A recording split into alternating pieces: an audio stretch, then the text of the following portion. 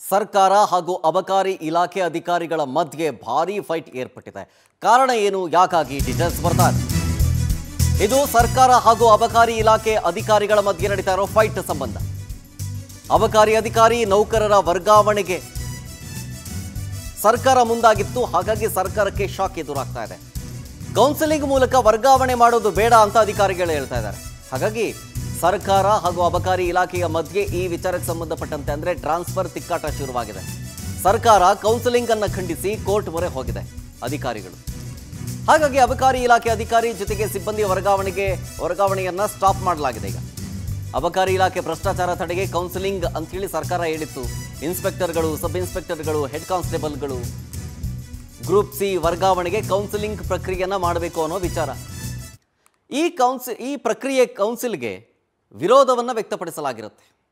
ಈಗ ಯಾತಕ್ಕಾಗಿ ಅಂದರೆ ವರ್ಗಾವಣೆ ದಂಧೆ ತಡೆಗೆ ಕೌನ್ಸಿಲಿಂಗ್ ಮೂಲಕ ವರ್ಗಾವಣೆ ಮಾಡಬೇಕು ಅಂಥೇಳಿ ಸೂಚನೆಯನ್ನು ಕೊಡಲಾಗಿರುತ್ತೆ.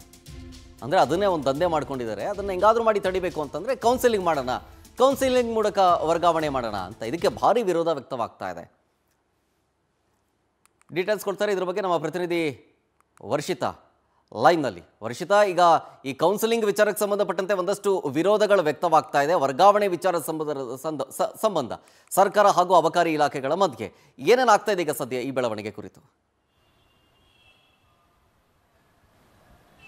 ಎಸ್ ಶರತ್, ರಾಜ್ಯದಲ್ಲಿ ಅಬಕಾರಿ ಇಲಾಖೆಯಲ್ಲಿ ಒಂದಷ್ಟು ಭ್ರಷ್ಟಾಚಾರವನ್ನು ತಡಿಬೇಕು, ಜೊತೆಗೆ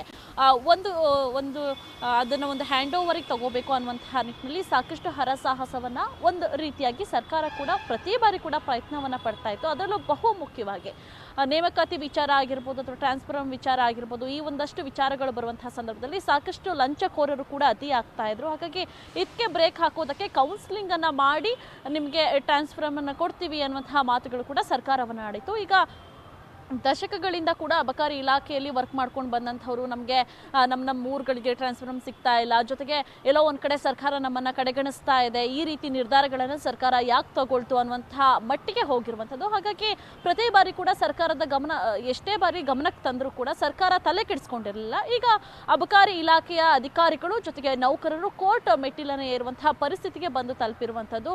ಒಂದು ಕಡೆಯಾಗಿ ಸಾಕಷ್ಟು ವರ್ಷಗಳಿಂದ ನಮಗೆ ಏನು ಟ್ರಾನ್ಸ್ಫರ್ ಸಿಗ್ತಾ ಇಲ್ಲ, ಜೊತೆಗೆ ವರ್ಗಾವಣೆಗಳು ಸಿಗ್ತಾ ಇಲ್ಲ ಅನ್ನುವಂತಹ ಮಾತುಗಳನ್ನ ಈಗ ಹಿರಿಯ ಅಧಿಕಾರಿಗಳು ಕೂಡ ಹೇಳ್ತಾ ಇರುವಂಥದ್ದು.